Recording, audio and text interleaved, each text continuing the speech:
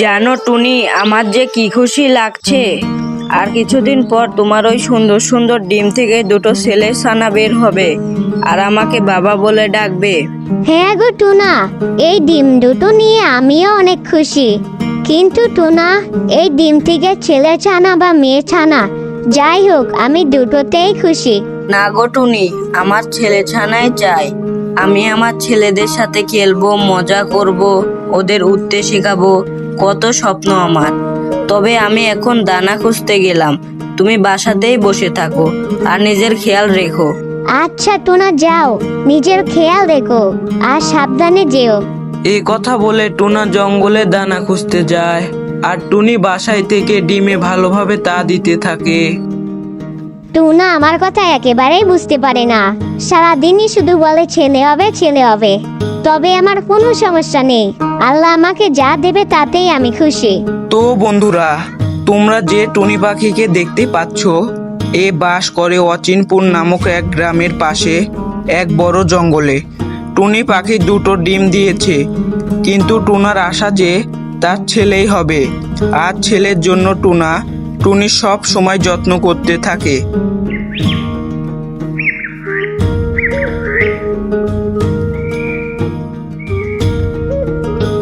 কি গো টুনি বোন, শুনলাম তোমার নাকি দুটো নাদুস নুদুস ছেলে ছানা হবে। টুনা তো দেখি বনের সব পাখিদের বলে বেড়াচ্ছে। হ্যাঁ গো কাক দিদি, আমার ডিম থেকে কিছুদিন বাদে ছানা বের হবে। তবে আমি এই টুনাকে নিয়ে অনেক চিন্তায় আছি। টুনা তো ছেলে ছেলে করে আমার মাথা খাচ্ছে, কি যে করব ভেবেই পাচ্ছি না। ওসব নিয়ে একদমই চিন্তা করো না টুনি, তবে সাবধানে থেকো। আমরা এখন আসি টুনি তাহলে।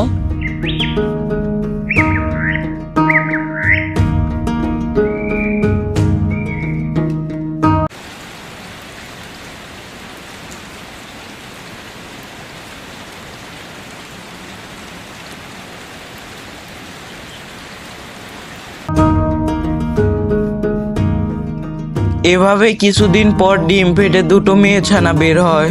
তা দেখে টুনি খুশি থাকলেও টুনা খুব রেগে যায়। এ কি টুনি, আমি কত আশা করেছিলাম যে আমার ছেলে ছানা হবে, আর এখন তো দেখছি দুটোই মেয়ে ছানা হয়েছে। মেয়ে ছানা আমার মোটেও পছন্দ না। ছেলে সন্তান হলে সংসারের হাল ধরতো, কিন্তু এরা তো মেয়ে, এদের দিয়ে আমি কি করব বলো তো। টুনা, তুমি এসব কি বলছো? মহান আল্লাহ তাআলা আমাদের যা দিয়েছেন তাই নিয়ে আমাদের খুশি থাকা দরকার। আর তুমি বাবা হয়ে এসব কথা কিভাবে বলতে পারো? যাও এখন দানা খুঁজে নিয়ে আসো, মেয়েদের খুব খিদে পেয়েছে। যাচ্ছি গো টুনি। তবে টুনি, তোমার ওই মেয়ে ছানা যেন আমাকে বাবা না বলে ডাকে, না হলে ওদের কিন্তু অনেক মারবো। এ কথা বলে টুনি সেখান থেকে রেগে দানা খুঁজতে চলে যায়। টুনার কথা শুনে টুনির অনেক মন খারাপ হয়, তবে কোনো উপায় নেই বলে চুপ করে ছানাদের আগলে রাখে।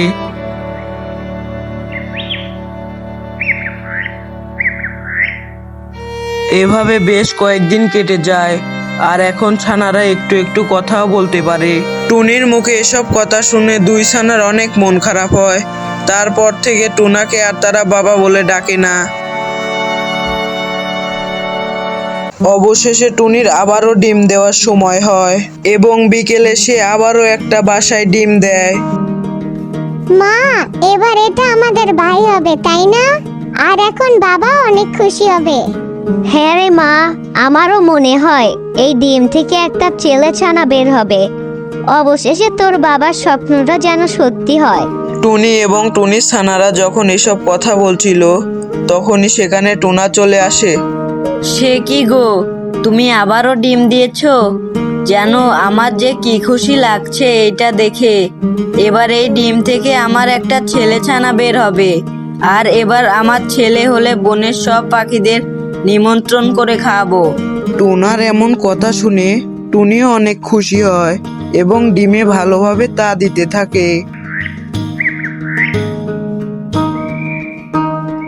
বাবা বাবা, আমাদের না বাইরে যেতে খুব ইচ্ছে করছে।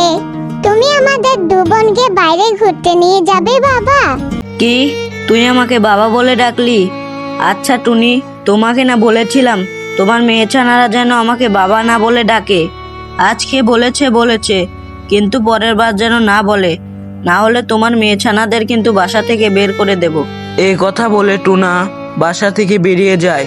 টুনা তার মেয়ে ছানাদের একদমই সহ্য করতে পারে না।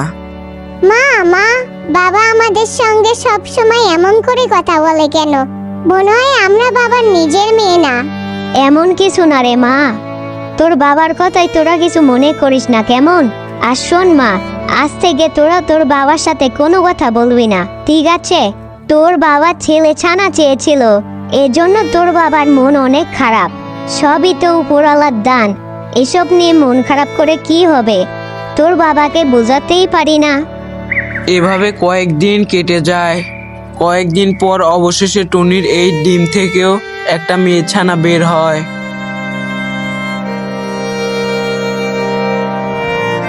কিছুক্ষণ পর টুনিও বাসায় চলে আসে। টুনি, আমি ভেবেছিলাম তোর এই ডিম থেকে ছেলে ছানা বের হবে, কিন্তু আবারও তুই কিনা মেয়ে ছানায় জন্ম দিলি। আমি তোর এই 3 মেয়ের মুখ কিছুতেই দেখতে চাই না। তাই বলছি, তোর এই 3 শয়তান মেয়েকে নিয়ে আমার বাড়ি থেকে বেরিয়ে যা। না টুনা, তুমি আমাদের বাসা থেকে বের করে দিও না। আমি এখন আমার 3 ছানাকে নিয়ে কোথায় যাব? দয়া করে টুনা আমাদের বের করে দিও না। এভাবে টুনি কাকতি মিনতি করার পরেও টুনা টুনির কোনো কথা শুনল না। তখন টুনি তার 3 ছানাকে নিয়ে বাসা থেকে বেরিয়ে যায়।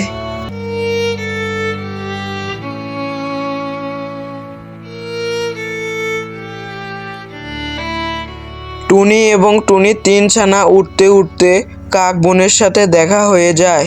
টুনি বোন, টোনা তোমাকে বাসা থেকে বের করে দিয়েছে? জানি না বাবু, টোনার এত কিসের রাগ? কই, আমারও তো মেয়ে, আমার স্বামী তো এমন করে না। টুনি বোন, আমি তোমার দুঃখ বুঝি। যাই হোক, তুমি কোথাও একটু কষ্ট করে বাসা বানিয়ে নাও, তোমার 3 ছানাকে নিয়ে তো বাঁচতে হবে। তাই তো কাক বোন, আমাদের জন্য দোয়া করো। মেয়ে 3টাকে নিয়ে যে কোথায় যাব? তারপর টুনি তার 3 কন্যাকে নিয়ে সেখান থেকে চলে গেল।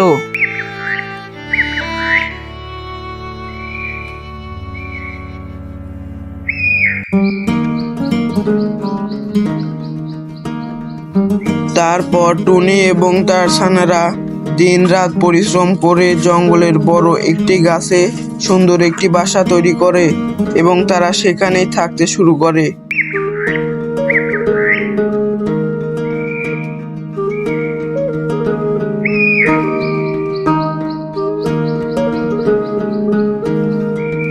এইদিকে একদিন টুনা দানা খুঁজতে যাচ্ছিল সেই জঙ্গলের পথ ধরে।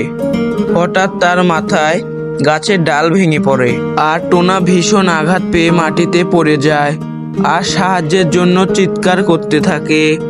এদিকে টুনির 2 ছানা টুনিকে বলে, মা মা, তুমি তো রোজ দানা খুঁজতে যাও, আজ না হয় আমি আর বোন দানা খুঁজতে যাব। ও মা, যাই। আচ্ছা মা, যা, কিন্তু সাবধানে যাস আর তাড়াতাড়ি চলে আসিস। এরপর 2 ছানা খুশি মনে দানা খুঁজতে চলে যায়। তারা যেতে যেতে দেখতে পায় গাছের ডালের নিচে পড়ে থাকা এক টুনাকে। তারপর তারা 2 বোন খুব কষ্টে ডালটা সরিয়ে টুনাকে বাঁচায়। এটাই যে তার বাবা, তারা চিনতে পারে না। এইদিকে ছানাদের দেরি হওয়ায় টুনি খুঁজতে খুঁজতে সেইখানে চলে যায় আর টুনি টুনাকে দেখে চিনতে পারে। তারপর ছানারা সব কথা তার মাকে বলে।